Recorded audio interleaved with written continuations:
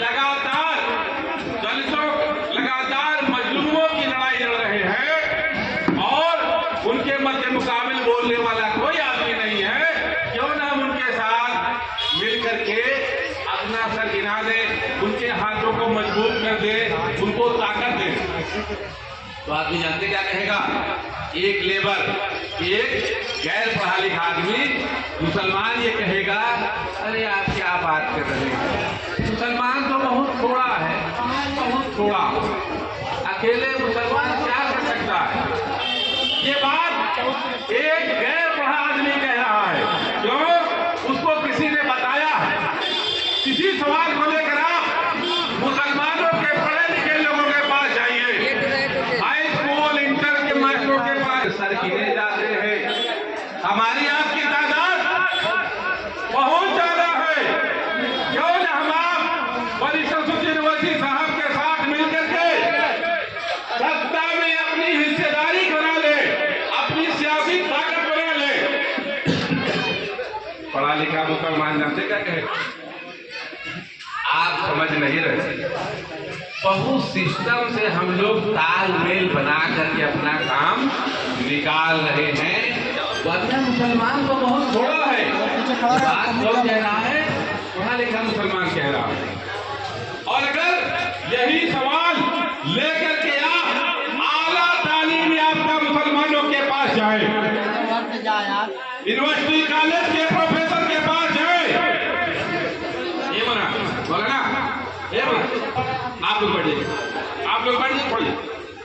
अगर ये सवाल लेकर के आप यूनिवर्सिटी कॉलेज के प्रोफेसर जो मुसलमान उनके पास जाए, हाई कोर्ट सुप्रीम कोर्ट के वकीलों के पास जाए और उनसे ये सवाल करे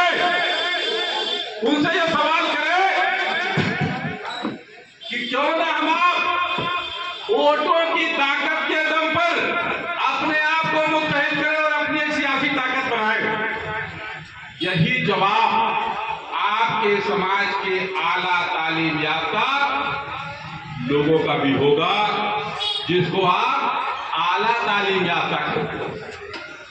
अगर यह सवाल लेकर के आप उलमा हजरात के पास जाएं, मदरसे वालों के पास जाएं, खानका वालों के पास जाएं, मजार वालों के पास जाएं, और भी जितनी जमातें हैं अलग अलग फिरके मसलक के सबके पास, उनके आला तालीम याफ्ता उलमा हजरात के पास जाएं और ये सवाल करें कि हमारी आबादी उत्तर प्रदेश में खास करके इस बात पर सताई जा रही है कि हम मुसलमान हैं, क्यों न हम सियासी रूप से अपने आप को मुत्तहिद करें, अपनी सियासी ताकत बनाएं।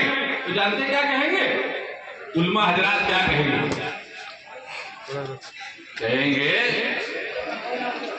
एक हिंदुस्तान के बहुत बड़े आलिम जो न सिर्फ हिंदुस्तान में बल्कि दुनिया में जाने जाते हैं, उन्होंने जो जवाब दिया वही कह रहा हूं, अपनी तरफ से नहीं कह रहा हूं। उन्होंने कहा, मैं ये बात तो बर्दाश्त कर सकता हूं कि बैरिस्टर सुद्दीन वजी साहब हैदराबाद के मुसलमानों की नुमाइंदगी करें, लेकिन मैं ये बात हरगिज होने नहीं दूंगा कि मजलिस के नेता बैरिस्टर सुद्दीन वजी साहब हिंदुस्तान के मुसलमानों की नुमाइंदगी करेंगे। ये कौन कह रहा है? हिंदुस्तान का एक बहुत बड़ा मौलाना कह रहा है, जिसकी हैसियत न सिर्फ हिंदुस्तान में बल्कि दुनिया में जानी जाती है। मेरा कहने का मतलब ये हुआ कि जिस कौम के जाहिल आदमी से लेकर आला तालीम याफ्ता तक और उलमा से लेकर के जोहला तक के पास अपनी कौम का कोई सियासी एजेंडा नहीं है, कोई सियासी कार्यक्रम नहीं है, कोई सियासी नस्ल नहीं है, वो कौम कैसे तरक्की कर सकती है? बताएं कैसे तरक्की कर सकते हैं? लोग दूसरी पार्टियों के नेता मुसलमानों के बीच में आएंगे और बड़ी आवाज से बुलंद कहेंगे, भी तमाम लोग कह रहे थे कि ओवैसी साहब इनके एजेंट हैं, उनके एजेंट हैं, उनके एजेंट हैं। जिनके एजेंट होने की बात करते हैं उन सियासी पार्टियों की पैदाइश ज्यादा से ज्यादा 20 साल 25 साल 30 साल, ज्यादा नहीं है ना। मजलिस इत्तेहादुल मुस्लिमीन उस समय भी मौजूद थी जिस दिन मुसलमान मुल्क का बंटवारा हो रहा था।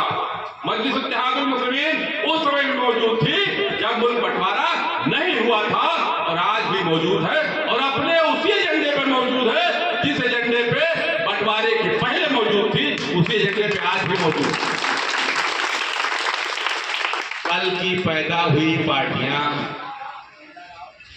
ये मजलिस को तय करेंगी। मजलिस क्या करेगी?